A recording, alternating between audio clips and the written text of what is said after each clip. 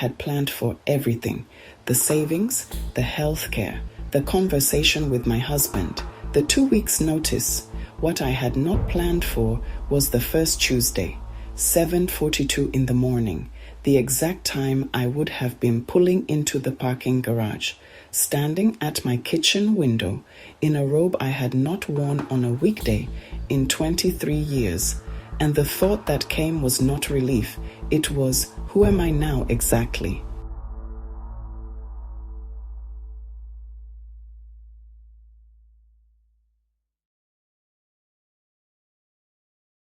If you are staring at a resignation letter you have not yet sent, this is for you. If the numbers on the spreadsheet all add up to yes, but your chest still tightens with an unnamed fear, then you might understand. This is for the woman who has excelled, who has contributed, who has built a life inside the walls of a workplace and now stands at the edge of leaving it behind. I left a job where my name had been on a frosted glass door for more than 2 decades, 23 years to be exact. I was 52 years old, a familiar career arc. I was promoted with enthusiasm in my 30s.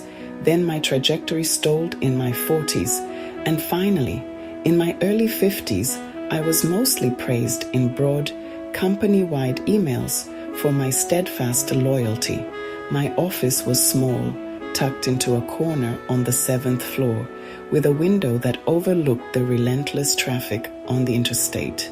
My employee badge, number 4822. It would beep its cheerful permission every morning, usually around 8:02 in the morning. The first beat of this new life was the hollow space. I went back to my old office one last time on a Saturday to pick up the last of my personal things. The building was quiet, the lights dimmed to save energy. My desk, once a landscape of controlled chaos, was nearly bare.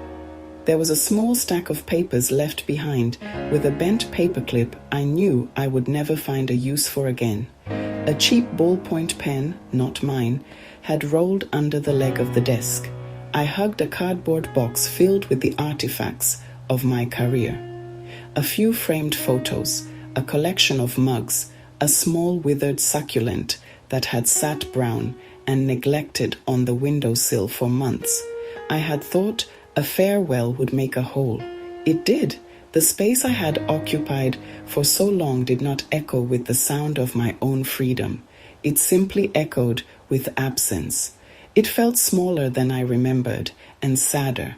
The room itself did not feel lighter without me in it. Instead, my absence made the room feel heavy, weighted with the ghost of all the hours I had spent there. Standing in the doorway, box in my arms, I realized something profound.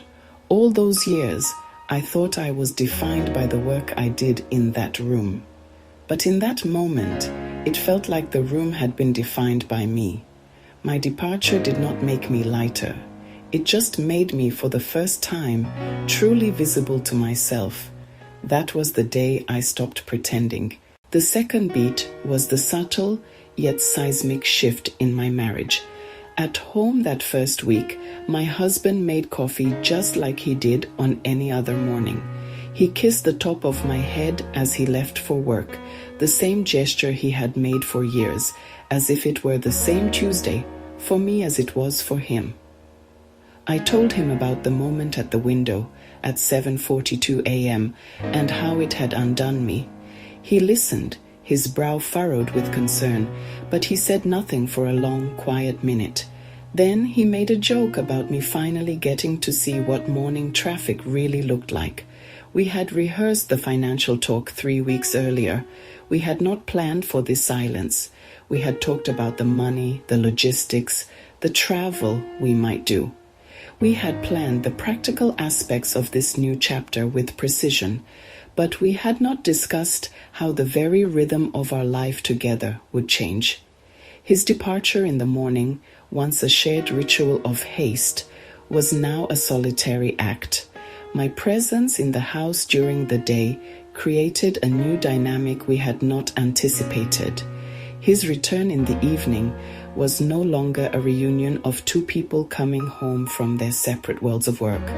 We did not just lose my job, we lost the familiar roles and routines that had quietly held our days and our marriage together for so long.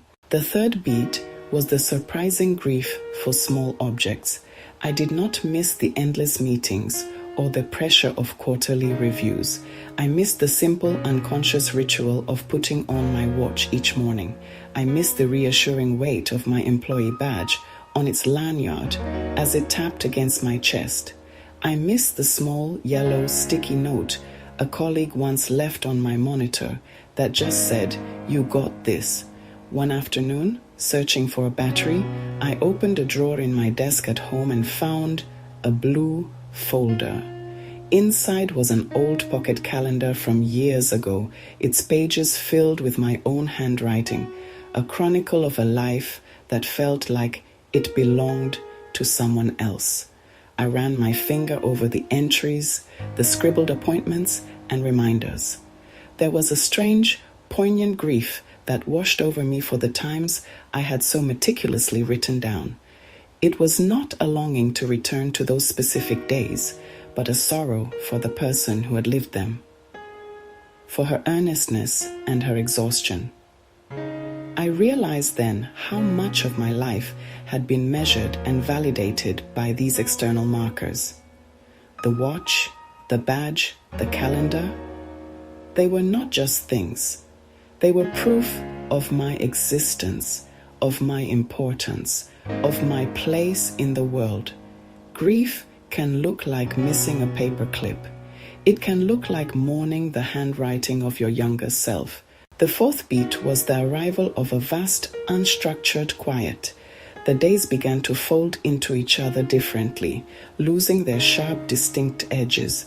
I would find myself at 9:30 in the morning, still in my slippers and robe, and wonder if this feeling was laziness or if it was some kind of test I was failing. I started taking long walks in my neighborhood in the late afternoon, during that golden hour when the light is soft and warm. I sat on a park bench I had driven past 1,000 times, but had never once noticed. The world without the filter of work seemed both smaller and more detailed. It was not kinder or gentler, it simply had fewer rules.